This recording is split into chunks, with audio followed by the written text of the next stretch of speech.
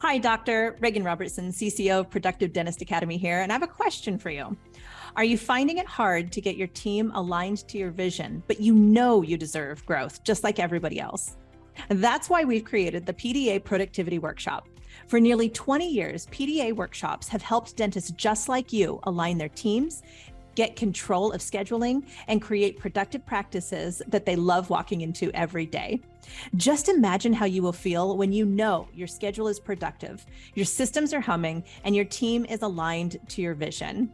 It's simple, but it's not necessarily easy. We can help.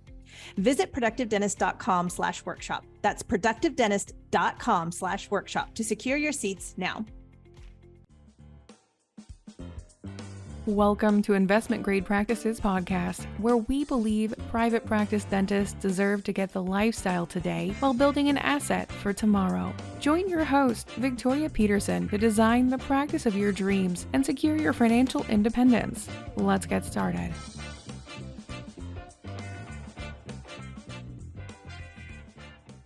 Welcome back to Investment Grade Practices. I'm your host, Victoria Peterson, with my incredibly dynamic business partner, Dr. Bruce Baird. Hey, Bruce. Hi, how are you, Victoria? Good to see you this morning. It's great to see you too. This has been a joy to launch our third podcast, and you and I have been talking a lot about what is an investment grade practice, what is the IGP model that Productive Dentist Academy coaches and teaches, how do we optimize practices and things like that. And you said something so profound the other day and so interesting. I wanted to bring you on as a guest to share with our audience your perspective of dentistry right now and what the opportunities are for not only the sellers, but the buyers. Where do you see the marketplace today? Yeah, in talking about what's happened over the past, 10 to 15 years, with the DSO and the aggregation of practices and forming larger group practices and that type of thing, that's got a lot of people scared. And what I've come to realize, and I sold to a DSO when I was 55 years old because I had built this huge practice and didn't really, myself and Dr. Busky, and we didn't really know where we would be going next as far as a transition or whatever. And so we ended up selling to a DSO. It was fine. I can say, Heartland Dental, the group that I sold to, have done a good job with their docs. But when you throw "but" in, that means everything else you said before is irrelevant. And what I'll tell you is I've had the opportunity now to watch our doctors, senior docs, I'm going to call senior docs and young docs. I've watched our senior doctors having the same issues and the same problems and not knowing what to do. Where do I go when I'm ready to transition? How do I find a dentist that's interested? And, so my job or my thought process has always been, I love old docs because I'm an old doc. And how can I help them? How can we help them find the right doctors? I then flipped the switch and go to the young docs. Well, I had an opportunity to lecture at my alma mater, University of Texas San Antonio Dental School. This was, maybe 8 weeks ago. And and we had a third of the entire dental school class from freshmen to seniors at that talk. And I probably spoke for about an hour on how great it is to be a dentist. And, and you made the right decisions because these guys and gals, which more are female than male, but they really have lost some of their entrepreneurial spirit. And when I say that, it wasn't intentional on their part. The DSO market all across the board has gotten access to the dental schools in a big way. And they bring the speakers in, they bring people in, and it's something that is, it concerns me. I love young dentists. I taught at Baylor. I taught them in San Antonio at the implant preceptorship. And I just love young dentists and their thought of having to, be in debt, $300,000, $400,000, $500,000, and to get out, they think the only way that they can practice dentistry is to go into a DSO. And there are some that go in and open their own practice, and they're in a different maybe financial situation. They still want to, but what they're hearing over and over again is how tough it is, the difficulties of the debt. And I'll be honest, Victoria, I mean, debt is neither good nor bad. It's the cost of doing business. And what I share with these young dentists is there's great opportunity out there. There's amazing opportunity for you to go into a high value fee for service practice. And when I say fee for service, I'm not just 100% no PPOs. That's not the deal. But there are great practices out there that need great new young dentists to come in and help fulfill their transition of the senior doc. And so what I've been working on are those things. So I've really been enjoying this whole process with the old and the young. I love it. And I want to put a pin on a couple of the notes that you said there. Number one, you said, when I was 55, my partner and I looked around. We grew, I think your business was probably 4 million, 5 million at the time. And, you look around and you're like, wow, how would we find a third partner who could come in and pay us $1 million, $1.5 million? How would we sustain that model? And so you really put a spotlight on options for selling dentists a decade ago were much different than they are today. There's new financial tools, there's new estate planning tools, there's new ways that private practice, I call them legacy doctors. So they're the top shelf clinicians. They really do things in a particular way. They're a lot like you. They're high tech, high touch. The challenges are threefold that I see. Number one, a young student coming out of school doesn't have the experience to do lasers and CEREC and this and that. Now, some of the schools are getting very progressive, and they do. So you've got to be able to mentor and bring that up. The debt that you spoke of, there's a big misperception about debt. So I'm glad that you brought that up, that it's neither here nor there. It's the cost of doing business. But third is, you said, I then worked for another 10 years. So I'm 55 years old. I'm looking for my options. What's my succession plan? Is probably the question. Sure. And so you sold to a DSO and you worked for 10 years. I think this is the number one mistake that selling doctors make. I was talking to a doctor. Actually, I was talking to a consultant. I was coaching a coach up in Michigan. And she said, yeah, I'm working with this doctor. His junior partner bought in 10 years ago, and the senior doctor is going to retire in July.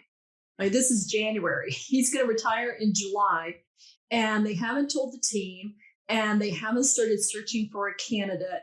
They figured they would go to the school and get a graduate.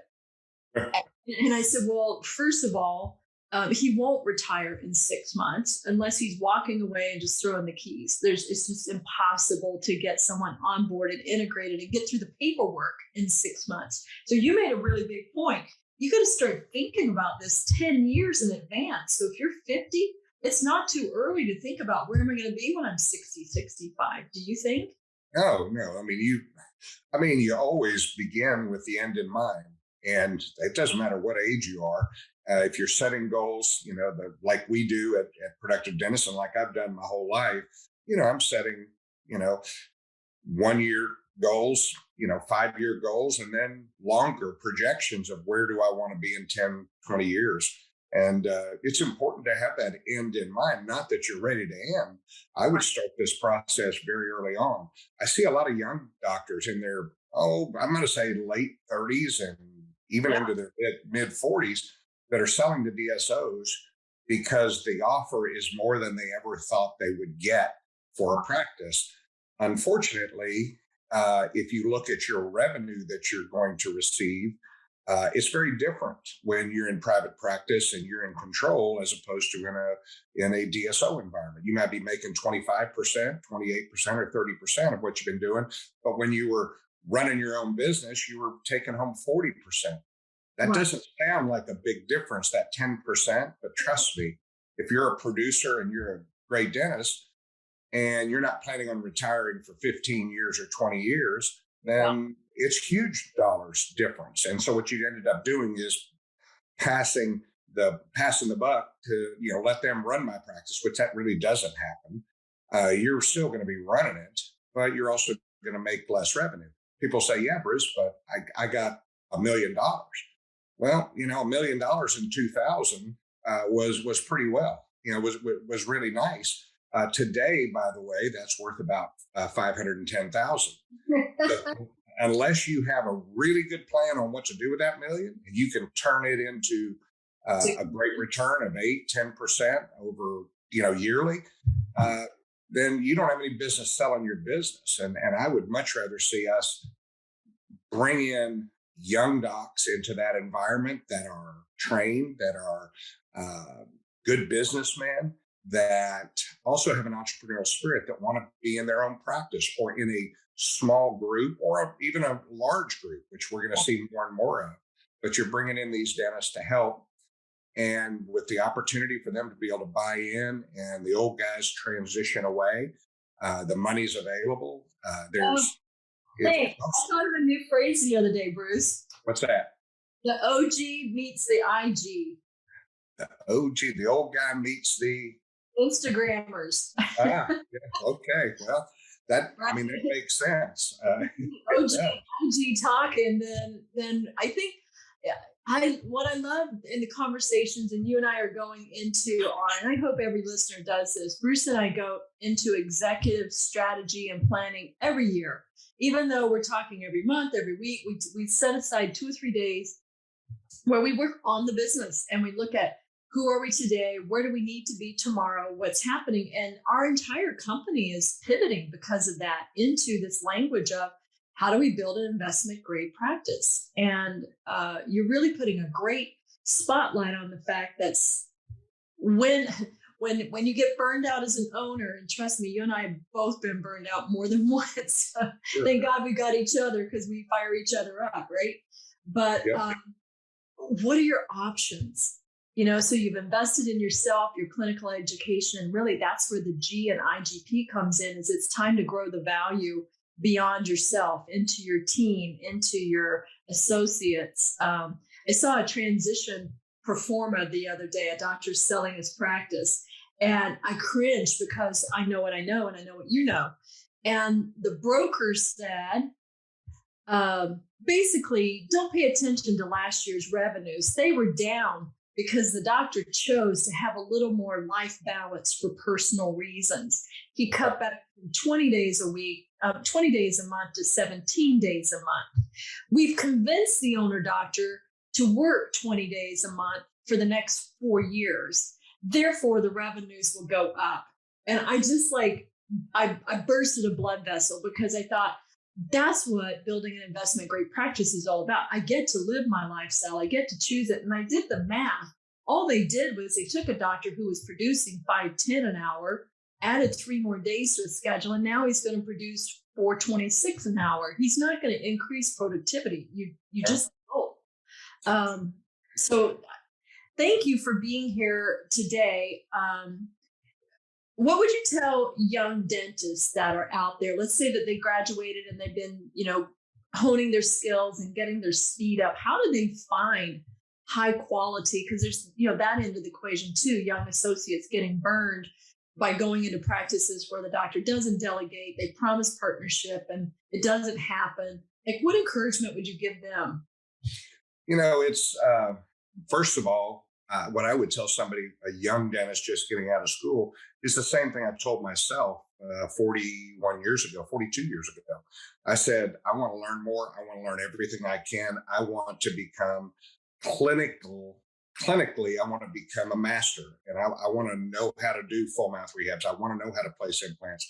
That was my decision. I would say, as a young dentist, pick what you love. You may not know what you love right off the bat, but get involved in education. That may be when you get out, picking up speed. I went in the military for 4 years. It was great for me. I was able to pick up, and I've never been slow even in dental school, but I was able to pick up skills that I didn't have. And when I got out, I was ready for private practice. So if a young dentist is going to go into a DSO, one of my good friends wrote his doctorate thesis on job satisfaction for a dentist in a DSO. And we realized that about 70%, even more, are not really all that happy in that DSO environment. Plus, as a young dentist, you're going in, you don't have any assets. The DSO is going to continue to grow, and basically, you're going to end up working for Walmart. So, have a game plan. Now, how do you find the investment grade practice? Well, there's a lot of them. I would say out of the 70% of the practices that are still left that aren't involved in a DSO, I'll go 80-20. 80% are not investment grade practices, but 20% are, meaning they're, again, high value, high touch, high technology, the place that I would want to go if I'm getting out of school. You could open up your own practice at some point, but you have the clinical skills to do it and the business skills. And so those are the things that we're working on teaching young dentists of the business skills. Clinically, we've got programs that are put together to help the dentist increase their skill levels clinically. And then we're going to the old guys like me, and we're saying, you don't have to just sell your practice to a DSO. Could you? Yes, absolutely. There are times when it makes sense. But what I'll say is your legacy, a legacy practice in a town like Granbury, Texas, I don't really control what goes on in that practice that I've built for 35 years. I was fortunate that the group that bought me has done a great job, but there are some that don't. And you end up with a legacy practice that's not so much of a legacy anymore because you didn't get to choose the associates, the quality, the labs, all of those things. And so we're putting together a group of, I'm going to call not super dentists, but just really high-end investment grade practice doctors that are looking for associates and looking not just an associate, but a partner long-term. And I think if we can connect the dots, which is what we're planning on doing this year, we're going to see amazing opportunities for younger dentists. And I say younger in their career, not necessarily in age, but younger in their career, to be able to get in a practice that they can become a legacy, in that practice as the old guy goes into his grandpa mode and you end up into full production mode, and then you bring in another younger dentist. I've practiced that way my entire career. I love it. Thank you for joining me today on Investment Grade Practices. Your own podcast, The Productive Dentist, is one of the top 10 in our industry. People love you, and I am so blessed to be thinking partners with you. I think we really together bring some robust perspective to the marketplace. And I really appreciate your insights and the hope that you're bringing to both buyers and sellers. Independent practices are strong, alive, and well. And on a future podcast, I will bring in some experts that are on DSOs. There are some really compelling reasons to be a part of that. We're not anti anything, but we are very pro independent thinking. We're very pro choice, and we're very pro do your due diligence and discover what's possible, not just making decisions out of fear. So thank you for being here, Bruce. Oh, it's my pleasure. Thank you, Victoria. Thank you for tuning in to this episode of Investment Grade Practices Podcast. If you find value in this episode, help us spread the word by passing it along to a dental friend, subscribe, and give us a like on iTunes or Spotify. Learn more about building your investment grade practice at productivedentist.com today.